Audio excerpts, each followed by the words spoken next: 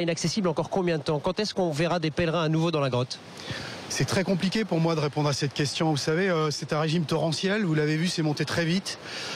Combien de temps il va falloir pour que ce débit baisse? Moi, je ne sais pas. Ce qui est sûr, c'est que nous pourrons difficilement à la fois réouvrir, nettoyer avant la fin de la semaine. Enfin, je ne vois pas comment ça peut être possible avant la fin de la semaine. Merci beaucoup. En tout cas, ce que je peux vous dire, c'est que le nettoyage a commencé dans le centre-ville de Lourdes, sur les quais rive droite et rive gauche.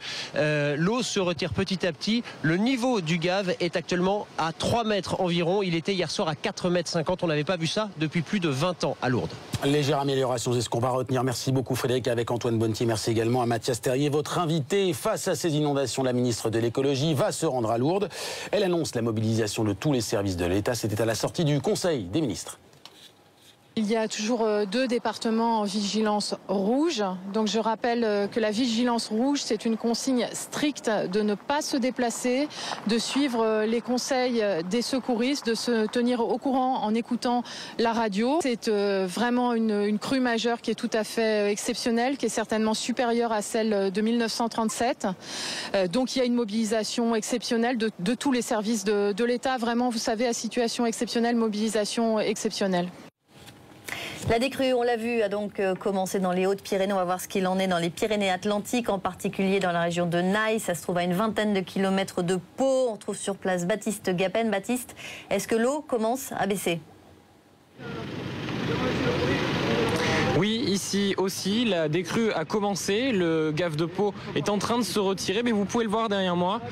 Ce lotissement est encore sous l'eau, 1 mètre, 1,50 mètre par endroit d'eau. Alors forcément, ça fait beaucoup de dégâts, mais ça a aussi fait des personnes coincées toute la nuit. L'eau est arrivée vers 2 h du matin. Les pompiers ont commencé à les sortir de chez elles en début de matinée et elles viennent tout juste de terminer. Mais pour réussir à sortir toutes ces personnes, elles ont utilisé ce que vous allez pouvoir voir à côté de moi, une barque, une embarcation. C'est obligatoire tout simplement pour réussir à aller jusqu'aux maisons et à réussir à sortir des personnes. On a vu par exemple il y a encore un quart d'heure, 20 minutes, une personne âgée, handicapée, qui ne pouvait pas bouger de chez elle, qui vient d'être sortie par les pompiers. Pour en parler de ces inondations, nous allons rejoindre Christophe. Christophe habite dans le quartier. Christophe, tout simplement, comment s'est passée la nuit? Mais la nuit, on a déjà commencé vers 11h30 minuit, on voyait que ça montait, donc bon, on s'est pas couché. Et jusqu'à 5 h du matin, ça va, il n'y avait pas d'eau sur la route. Enfin, à partir d'ici, oui, mais chez moi, il n'y avait pas trop. Et à 6 h du matin, on avait 1 mètre d'eau dans la rue. Alors là, de suite, les voies. On a barricadé les maisons, on a commencé à essayer d'éviter ce qu'ils pouvaient. De suite, on a essayé de voir qui était coincé dans les maisons. Beaucoup de personnes âgées. Il y en a qui ne voulaient pas sortir, donc il a fallu insister. On a un peu aidé les pompiers. Malgré les barricades, les maisons sont pleines d'eau. Alors certaines maisons sont vraiment de l'eau. Il y en a des maisons qui ont jusqu'à 50 cm d'eau. Et tout le monde n'a pas pu surélever tout ce qui est congélateur, tout ce qui est... Alors ils ont dû couper l'électricité en urgence, c'est parce qu'il y avait de l'eau vraiment partout, quoi. Ici, la décrue a donc commencé à Naï dans les Pyrénées-Atlantiques, mais les Pyrénées-Atlantiques, il y a d'autres endroits où ce n'est pas encore terminé, donc les pompiers vont rester vigilants encore toute l'après-midi. Merci beaucoup Baptiste Gapen pour ces précisions en direct avec Ève Castin. On poursuit notre tour d'horizon. C'est orange pour les Landes et la Haute-Garonne à Saint-Béat. La Garonne s'est d'ailleurs transformée hier en véritable torrent de montagne. On vous retrouve sur place, Jean-Wilfried Forquez. Vous êtes l'envoyé spécial de BFM TV et une partie de la population avait été évacuée. Oui, la population avait été évacuée de façon préventive hier après-midi. D'ailleurs, les habitants n'ont toujours pas regagné leur maison qui se trouve juste derrière moi, derrière ce pont qui enjambe la Garonne. Et ce pont, hier, a été englouti sous les torrents de boue. Il y avait énormément d'eau ici. Vous voyez les pelleteuses qui sont en pleine action, qui sont chargées de contrôler, de gérer ces opérations cet après-midi. Des opérations qui pourraient durer de longues heures. Les habitants ne pourront rejoindre leurs habitations, certainement pas avant ce soir, voire demain matin. Des habitations qui se sont retrouvées parfois sous 1,50 m d'eau. Les dégâts sont considérables juste à côté. Vous le voyez là avec la caméra de Maxime Meunier, il y a un camping, une soixantaine d'emplacements. Ce camping était hier après-midi totalement sous l'eau. Les travaux de déblaiement ont débuté ce matin. Le gérant m'a confié la larme à l'œil. Je crois que j'ai tout perdu. C'est toute une vie qui est partie en l'espace de quelques heures.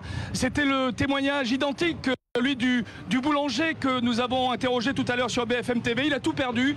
Sa boulangerie est sous l'eau depuis hier après-midi. C'est un constat de désolation évidemment pour les 400 habitants de ce village ici à Saint-Béat. Dans le ciel, les hélicoptères poursuivent leur rotation et sur le terrain, eh bien, les pompiers et les gendarmes évidemment sont à pied d'œuvre.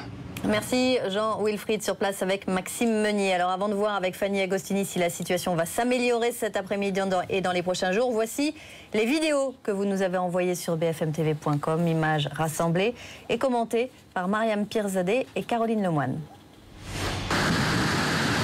La Neste est sortie de son lit. Cet affluent de la Garonne qui se forme dans le parc national des Pyrénées se heurte même au pont et met la ville d'Arros sous les flots. En témoignent ces images de Yann Bollet. Mêmes images impressionnantes au pied des montagnes à Luce Saint-Sauveur. Cet habitant de la ville des Hautes-Pyrénées nous a fait parvenir cette vidéo.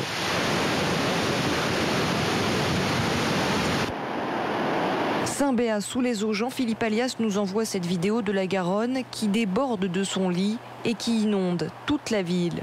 Un peu plus haut, en Haute-Garonne, ce paysage hivernal, un 18 juin.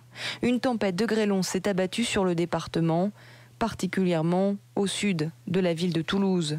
Ou encore ici à Colomiers, les grêlons faisaient la taille de balles de ping-pong, nous explique Honorine. Voilà donc pour ce point sur la situation dans le sud-ouest, le reste du pays et l'Île-de-France qui est également en alerte orange. Des orages violents sont attendus cet après-midi sur Paris. C'était déjà le cas ce matin. Et puis en Savoie, le préfet a aussi déclenché hier soir le plan d'alerte crue de l'Arc à cause d'une augmentation rapide du débit de cette rivière qui s'écoule dans la vallée de la Maurienne. Une montée des eaux due à une rapide fonte des neiges. Elle pourrait encore s'accélérer avec les orages à venir.